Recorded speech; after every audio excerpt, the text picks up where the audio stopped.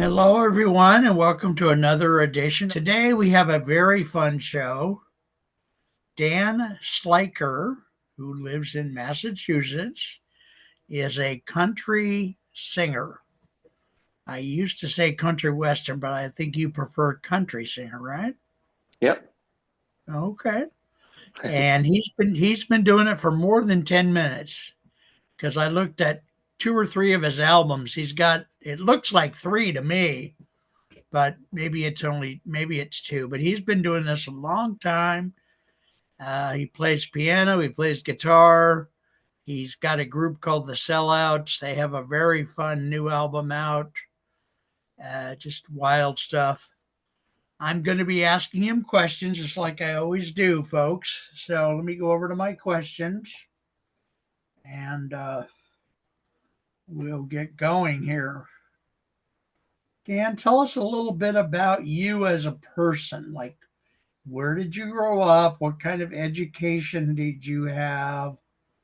That sort of thing, just to get us familiarized with you. Well, my parents met in Vermilion, Ohio, a place you're familiar with, I'm sure.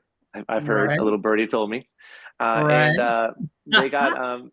they got married pretty soon after high school, and my dad went into the Coast Guard, so they started their adventure pretty early. I was born in Miami Beach um, when they were really young parents, and I don't remember much about that place, but I moved a bunch of places in Florida, Virginia, New Orleans, Puerto Rico. New Orleans again, Okay, and then settling in South Florida. So my dad being in a bunch of different places was kind of like a cool childhood for me. I ended up okay, settling, like I said, in Florida, went to high school there, and that took me to Tampa, where I went to the University of South Florida and majored in music.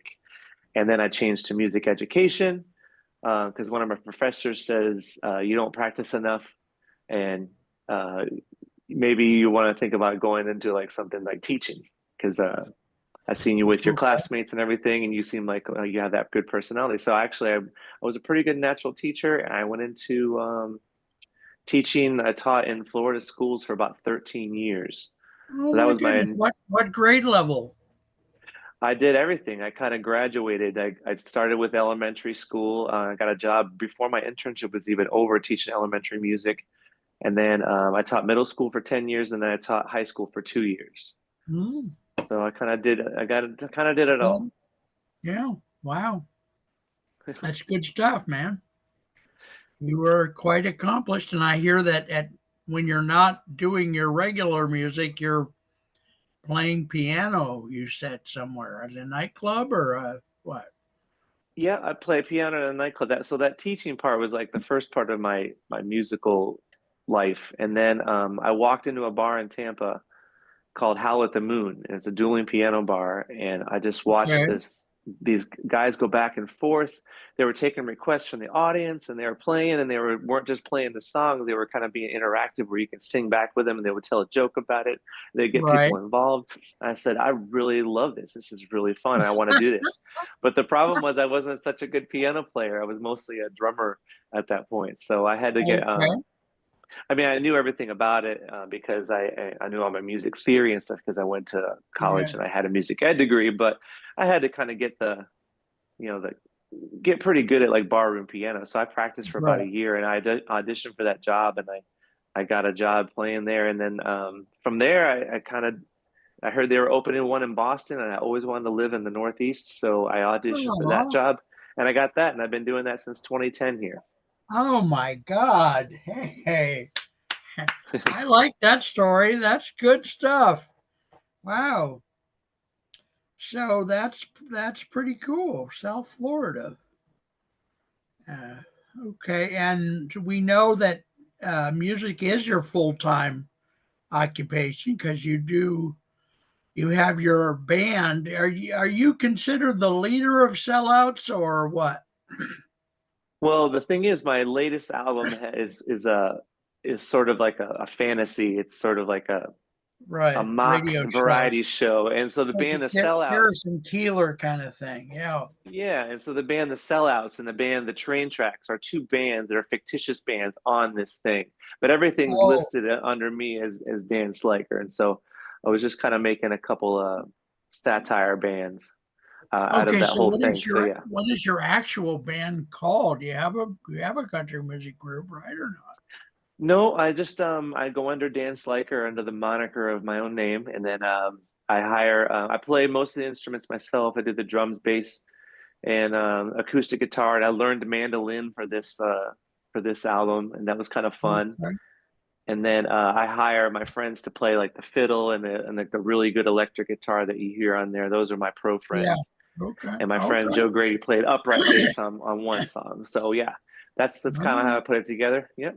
And it's a fun way right. to do it because you can. If I have all these talented friends, I can just call them up and say, "We just do everything virtually." I send them a thing, an audio thing, and they record something and Okay. send it back, and we don't even have to get together. It's really cool. Wow.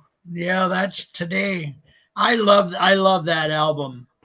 Uh, called Sellouts and Train Tracks, right? Yeah, Is yeah. that the name?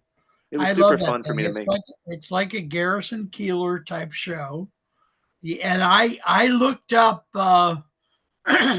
I looked up the name of one of the advertisers, the fake advertisers, to see if it was really real in Andover, and I couldn't find it. So I figured they were all made up, but I thought that would be interesting that music albums start having advertising in between songs. We're gonna have to see what happens with that. Well, it's sort of like, the old timey shows. Like if people watch Annie or something like that, they would do the radio Right. show and then they would do the Yeah. sponsorships and stuff like that. And I'd Yeah. always had these jokes about because there's an Andover near me and there's also one in Kansas and one in Ohio. And I didn't want to reveal which Andover, kind of make it like Springfield, like on The Simpsons. You don't know which Springfield Right. it is, Right. um, but I always made like a joke. Wouldn't it be funny if there was a karate place called Andover Fist and Yes. an aerial photographer place called Over Andover and Right. if there was an attorney named Andover and Andover, and I was just these things pop into my head, and so like I was like, well, let me work this into the thing. I need some material for this show, so And that guy, whoever played the MC guy, you did something very interesting, which you had him be more critical of you and your quote unquote band hmm than I would have suspected. That was an interesting writing choice. yeah. I wrote the character to kind of be. I wrote the setting to kind of be in a more traditional country setting, and so when these guys come in with their drum machines and Right, blazing right. electric guitars, that might not go over as well in this particular setting. Even though when people listen to it, they can choose to gravitate toward one of the styles or the second style that I display on the record with the Train Tracks band. Yeah, I liked that whole album. I liked everything on it. There was one piece toward the end. I don't. It's not the last song, Patty, but it's one of the other ones where uh, it sounds like a Johnny Cash song. Yeah, yeah. So that was Two or called three Johnny songs. Cash Tattoo, right? Yeah. It's about a dude who gets a Oh, Johnny Cash tattoo and it gives him all this confidence and whatever. And oh, so I had I didn't read the title on that one. I didn't realize, but just to me, to my ear, it sounded like it because I grew up around country music, and yeah, I so wanted to make it sound like that. That was just like a fitting sound. It has like a dedication to Johnny. okay. Mhm. So, where can we find your music? Where can we find your new album's name is again? Sellouts and Train Tracks. Okay, Sellouts and Train Tracks.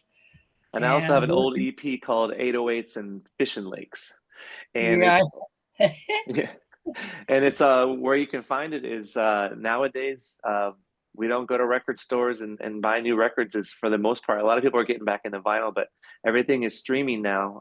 So right. all the music is free, which is kind of like a nice thing. It's an easier way for musicians to put out, a lower cost way for musicians to put out their music, and it's a lower cost way for people to consume it. So people can you can get it to more people. The downside is that you would think you don't make as much money from selling CDs, but the truth is bands who are up and coming and weren't signed to a record label, they would have to spend a lot of money to print CDs and cassettes and vinyl and go out and sell them and hope to recoup and hope their CDs didn't turn into like coasters somewhere or just Right, sit in a right, box in their cellar. So right. it's kind of like it's kind of the same as it ever was. People just do the music to have as many people hear it as possible. And that's all I want is just for as many people to hear the songs as possible, and hopefully a lot of them think it's fun and enjoy it. And that's a measure of success for me. Good. And you know, someday if you get bigger, you can do an album where people purchase it. I mean, Exactly. probably how Coldplay and other people started out, so I would think. Lots of bands So, did, yeah. yeah. So okay. So now just so I can say this to people, we can buy your music on Amazon Music, and where else could we buy it? That's true. Yeah, Amazon Music, you can buy it there, or you can also buy it on Apple Music, iTunes Store. Okay. Just in There's a case they lot of do want that MP4 or MP3, whatever, other whichever. people. Yeah, there's some others like secondary stores, but the main two are the iTunes Store and the Amazon Music. So yeah, it Okay. is available for purchase there if you want to have it. And Okay. Good, good. Okay, we got that. That's good.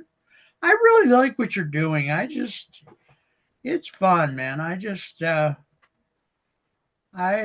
this helped me a lot because, you know, like I say, my family was, when growing up, we were all Western, and like I told you on the machine, Earl Flats and Lester Scruggs, and, you know, Waylon Jennings and Tammy Wynette, and uh, uh, I forget who got her start on the Porter Wagner show.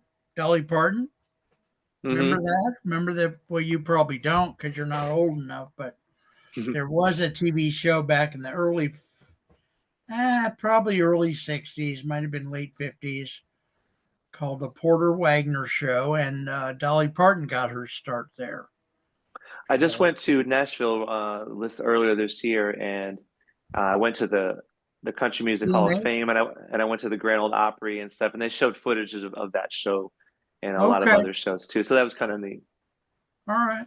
Have you ever gotten to the CMAs just as an audience member, or Nope, I'm not really that connected into the Nashville scene, or I'm just kind of just doing it from the outskirts here.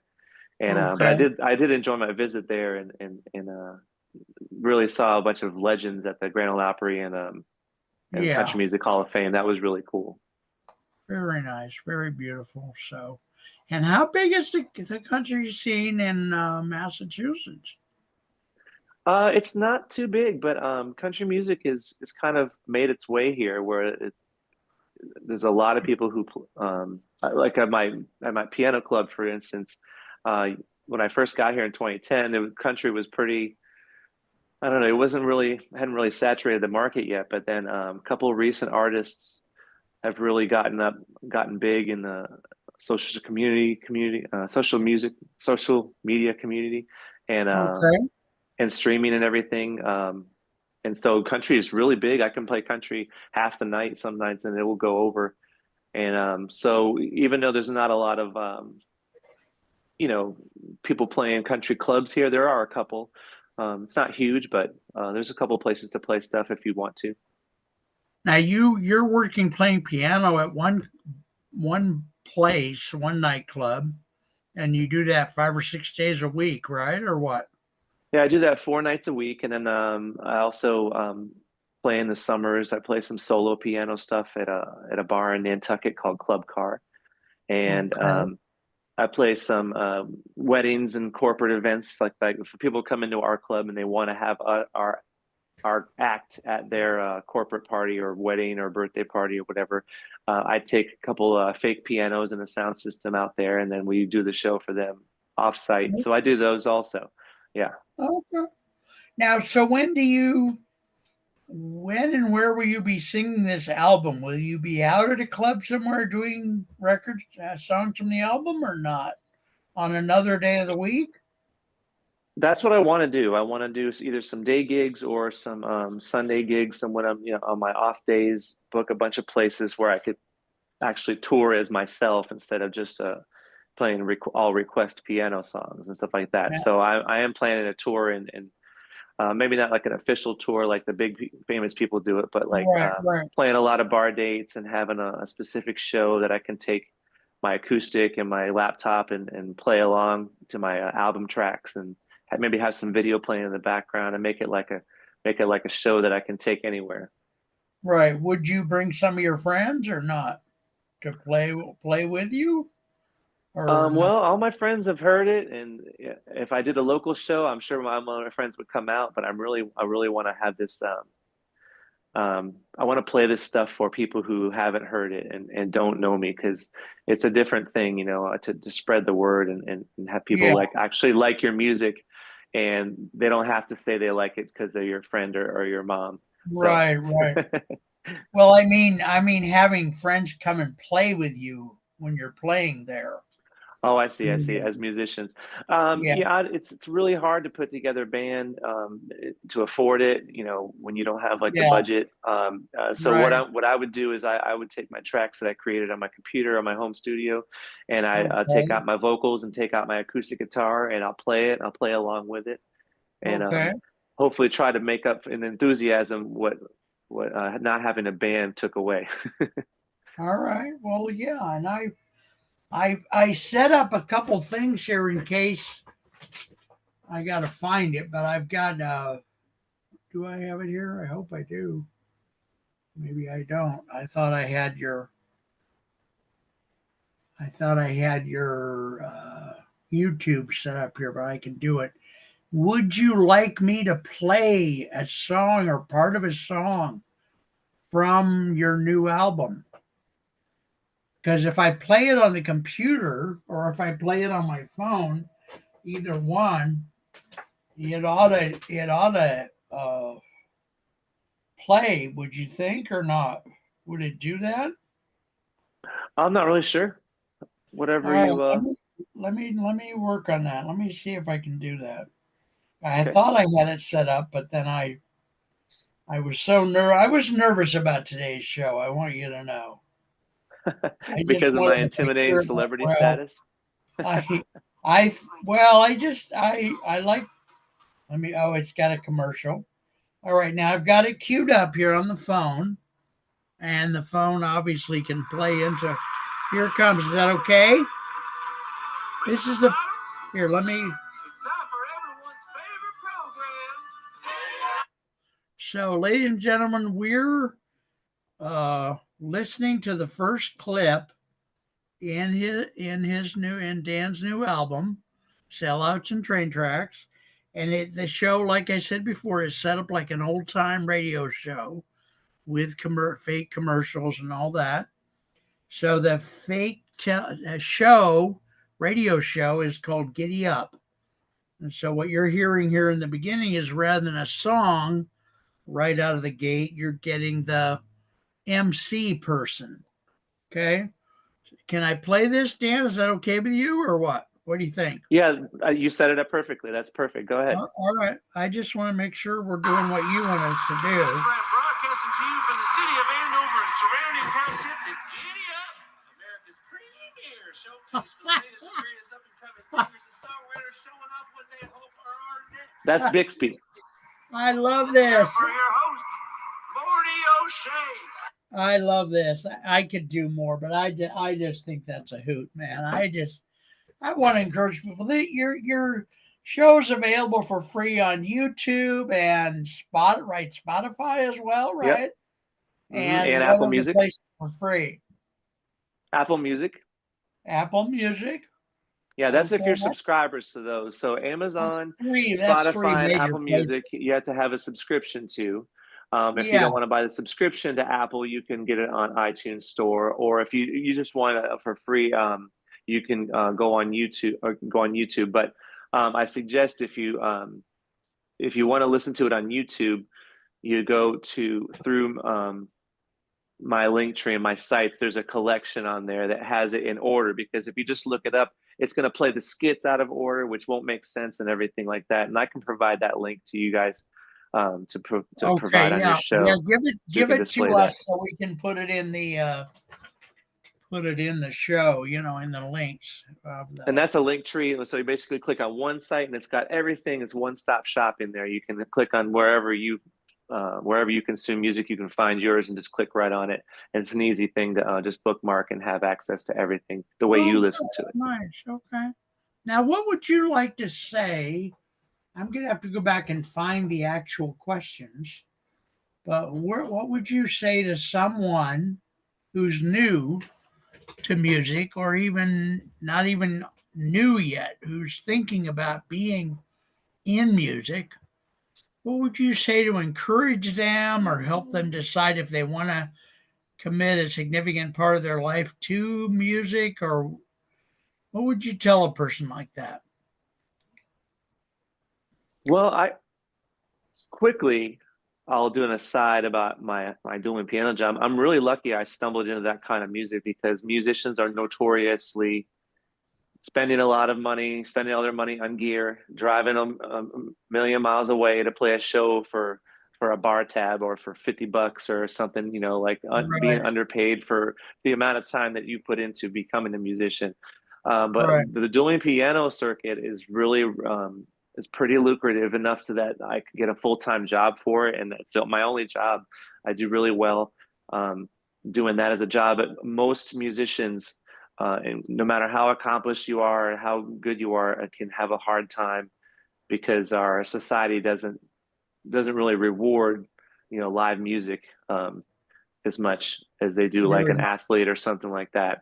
So Right. I would tell the person, going back to your question, that don't expect to make a lot of money from it. Don't go if that part will come if you put in like all the hard work for it. And but I don't have to tell a musician that really. Like, musicians do it for the love. You could tell me that my job, no one's going to pay me for it forever, and I'll still do it. It's just something I Yeah. do for the love of it. But music today is easier to make than it ever has been with all the computer technology. But that also makes there's more competition than ever also. So Yeah. it's really Yeah. kind of balances out. Where the common thing left over on this when you do the equation is hard work, and that's the way it always has been. You got to really go after it. You got to really be present on social media. You got to really know how to work the landscape of streaming music, and you got to try to go out and get contacts. You have to play live. You have to spread your music to people who haven't heard it, who don't hear the music, don't buy CDs and stuff like that anymore. You Right. have to like really get it out there. That's what I would say. It's hard work, no matter if it was 1970 or 2024. Yeah. Just got to keep Yeah. after it.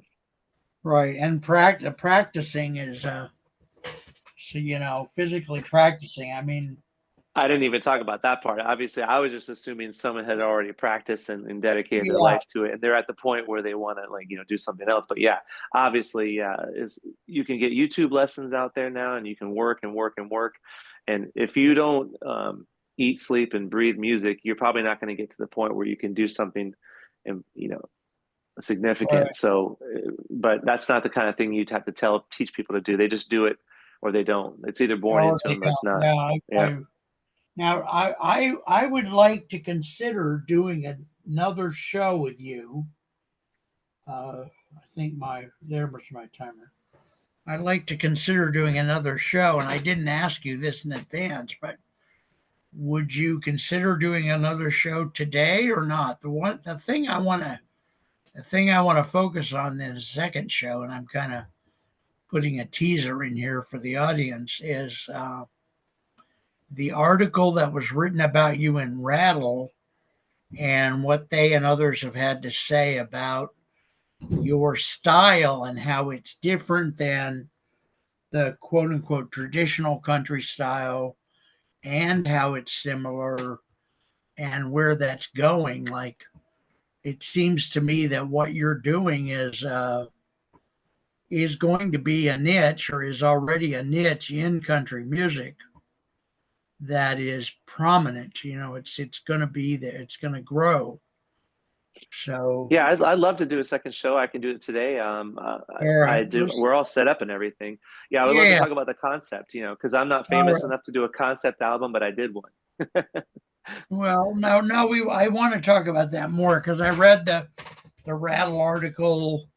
Well, I have a learning disability, but I read it twice, but I still there's a lot to learn. So yeah, so ladies and gentlemen, we are going to close up our show, and as you know, we're going to do another show, and it'll be labeled show number 2.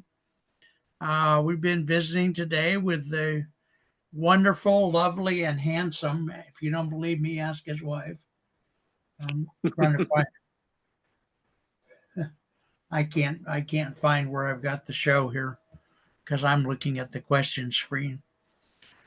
So we want to thank you for visiting with us. We've been talking today to Dan Slyker, who is a country singer, country songwriter, and we like him a lot. I believe he's in one of the cutting edge places in country music. It is evolving like everything else on the planet. So thank you everyone for watching, and we'll see you next time. Thank Take you for care. having me. You're welcome. You're very welcome.